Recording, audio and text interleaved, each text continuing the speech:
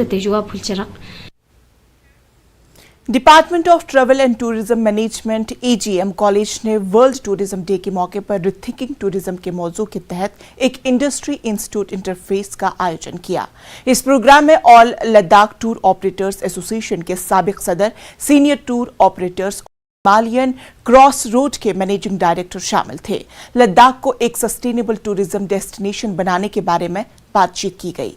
Vice president of all Ladakh tour operators association, senior women tour operator and को founder of royal explorers लॉबजोंग टेंसोल ने सयाहत को बढ़ाने के लिए प्लानिंग्स पर रोशनी डाली। स्टूडेंट्स के साथ बातचीत की गई। EGM कॉलेज के प्रिंसिपल डॉक्टर समीना इकबाल ने भी इस दिन को मनाने की अहमियत पर बात की।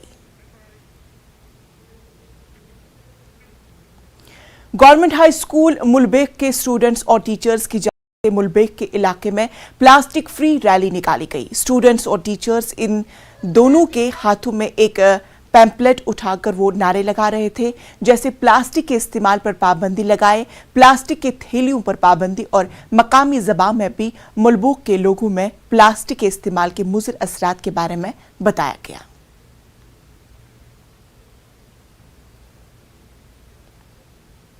गवर्नमेंट मॉडल डिग्री कॉलेज ने Ladakh academy of art, cultural and languages Kargil के सहयोग से social, emotion and ethical learning के बारे में एक रोजा वर्कशॉप का आयोजन किया।